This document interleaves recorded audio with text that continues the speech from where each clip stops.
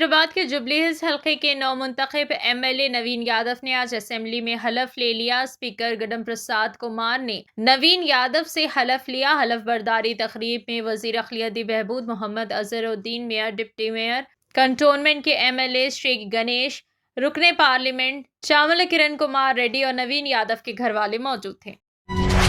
تلنگانہ میں 2 مقامات پر نئے بس ڈیپوز اور کئی علاقوں میں جدید بس اسٹیشنوں کی تعمیر کے ساتھ ساتھ پرانے بس اسٹیشنوں کی اصلاح و تعمیر، ترقی اور توسیع کے کاموں پر RTC خصوصی توجہ دے رہی ہے۔ اس کے لیے ریاست کے 39 علاقوں میں مجموعی طور پر 209.44 کروڑ روپے خرچ کیے جائیں گے۔ ان میں سے 8 مقامات پر ٹینڈر کا عمل مکمل ہو چکا ہے۔ فی الحال ریاست میں 97 بس ڈیپو کام کر رہے ہیں۔ اب ایٹرو ناگرم اور پیداپلی میں نئے ڈیپو قائم کیے جائیں گے۔ منتھنی، حضور نگر، کوڈار، ملک، کالیشورم اور مدیرا میں جدید بس اسٹیشن تعمیر کیے جائیں گے۔ کالیشورم کے علاوہ 7 مقامات پر تعمیراتی کام شروع ہو چکے ہیں۔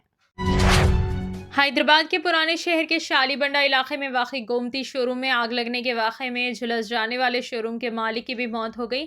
واضح رہے کہ شو روم میں پیر کی رات بھیانک آگ لگنے کا واقعہ پیش آیا تھا، جس میں ایک شخص کی کل ہی موت ہو گئی تھی، جبکہ 9 افراد زخمی ہو گئے تھے۔ زخمیوں میں شو روم کا مالک بھی شامل تھا، جسے علاج کے لیے اسپتال میں شریک کیا گیا تھا، جہاں منگل کی رات وہ زخموں سے جاں بحق نہ ہو سکا۔ مہلوک کی شناخت شیوا کمار پنسل کے طور پر کی گئی ہے۔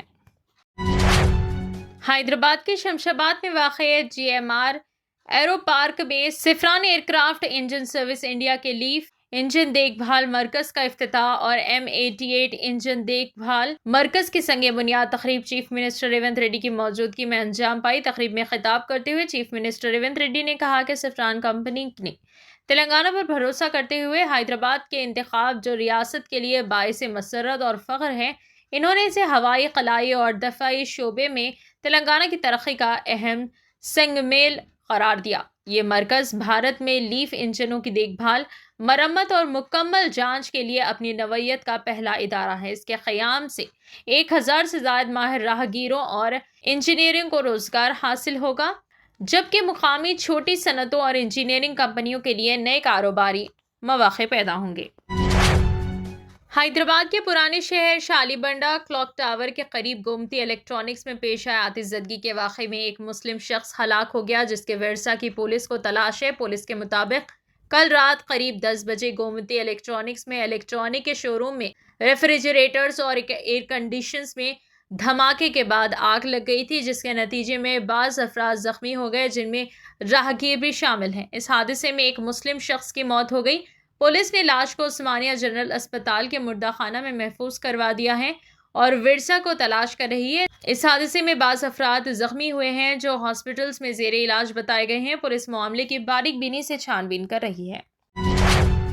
حیدرآباد کے فلم نگر میں نقلی IPS عہدیدار کو پولیس نے گرفتار کر لیا ہے۔ خود کو IPS اور IAS عہدیدار ظاہر کرتے ہوئے ششی کانت نامی شخص نے بلڈروں کو نشانہ بنا کر بھاری رقوم بٹورنے کا اسکیم چلایا تھا۔ پولیس تحقیقات میں سامنے آیا ہے کہ ششی کانت 2 گن مین ساتھ رکھ کر سرکاری عہدے کا روپ دکھاتا تھا، گاڑیوں پر پولیس سائرن اور واکی ٹاکی لگا کر اپنے آپ کو اسپیشل آفیسر ظاہر کرتا تھا اور جعلی شناختی کارڈ کے ساتھ TSIIC کا جعلی لیٹر دکھا کر پروجیکٹس دلانے کے نام پر رقم وصول کرتا تھا۔ اس نے گولڈ جم کے مالک سے 10 لاکھ روپے، جم سپروائزر سے 8 لاکھ روپے اور مکان مالک سمیت کئی افراد سے لاکھوں روپے حاصل کیے گئے اور رقم واپس مانگنے پر گن مینوں کے ذریعے دھمکیاں دی جاتی۔ شکایت موصول ہونے پر فلم نگر پولیس نے کارروائی کرتے ہوئے ششی کانت کو حراست میں لے لیا اور اس کے قبضے سے 2 موبائل فون، 8 سم کارڈ، 2 واکی ٹاکی اور جعلی شناختی کارڈ برآمد کیے گئے، جبکہ تمل ناڈو سے تعلق رکھنے والے دونوں گن مین کے خلاف اسلحہ کے غلط استعمال پر مقدمات درج کیے گئے ہیں۔ DCP سرینیواس نے عوام کو خبردار کیا ہے کہ خود کو سرکاری افسر ظاہر کرنے والے افراد کے دعووں کی تصدیق کیے بغیر کسی مالی لین دین میں شامل نہ ہو، ورنہ ایسے دھوکے باز آسانی سے لوگوں کو شکار بناتے رہیں۔ فی الحال کے لیے بس اتنا ہی۔ دیکھنے کے لیے شکریہ۔